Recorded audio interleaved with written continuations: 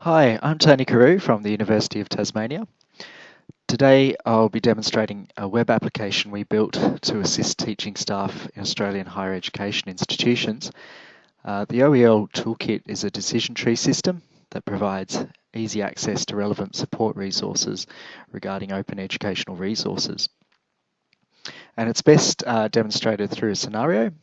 And so we'll give the scenario as this: there's a teaching staff member at an Australian university, and she's found an image online and wishes to use it in her online teaching. She intends to ask her students to download and modify the image and then share it publicly. And she wants to know whether there are any issues with this. And so she can consult the OEL Toolkit to answer her question. And so we'll do that.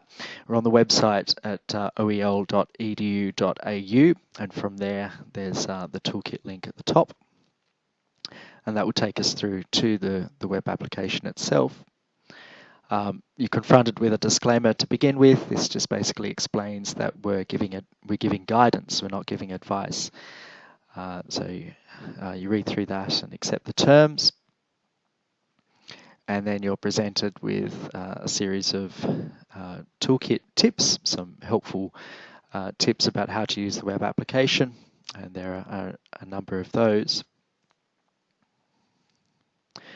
And then we begin the decision tree process by starting at the first question here. What stage are you at? And if we remember the scenario, the teacher wanted to use and modify an image, so it's pretty clear cut here that she would select using or modifying a resource. If you're unsure of any of the terminology during going through the decision tree and reading the questions, you can just hover over some of the terms here that have a dotted underline, and that will give the glossary definition there. And if you want to have a look at the full dictionary of terms, you can just click the button. It will take you to that dictionary and it will jump you to that particular term that you came from.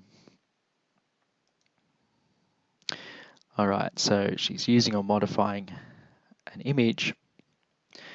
Now the next question is, will we be using the image only for personal research or study purposes? And in this case we're saying no, because we're using the image for teaching. Now we know the answer to this question is yes, because she's using it as part of her employment at the university. Now this question, who is your employer, is particularly useful. The guidance generated from responses to this question are specific to each of the universities in Australia. So we can scroll down, we'll select, for example, the University of Tasmania, where I come from. There we go, Swinburne University, we'll pick Deakin as well. And we can see that already some guidance is being generated by the toolkit. You can see here on the site here, a little G icon that just indicates that there's guidance associated with those responses. And so if we look at Deakin, we can see that there's some particular guidance here related to using the resource at Deakin.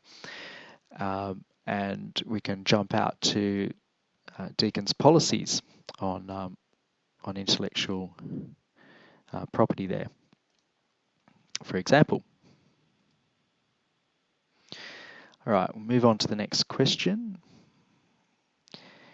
Is the image that we wish to use already licensed? And I might just demonstrate at this point that the decision tree, some questions can branch out, can fork out to different pathways. So if I select yes in this example, then we'll ask what licenses were applied to that image or that resource. We go back though and we change our mind and say, actually, no, there wasn't a license attached. Then we'll ask, do you know who the owner or the rights holder is? But for this scenario, we'll just say that there is a license attached. Which license is attached? We'll pick one of the Creative Commons ones.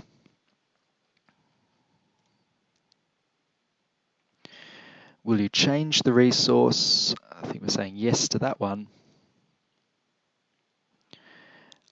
We'll say, yes, we are. We need some more information. We're embedding the image. And this, I think this one's the last question. Where do you intend to make the resources available? A whole host of platforms that you can select. And so we'll say it's going to be made available on, say, Facebook. We can pick some others as well, YouTube. All right, so that does mark the end of the pathway for this particular scenario.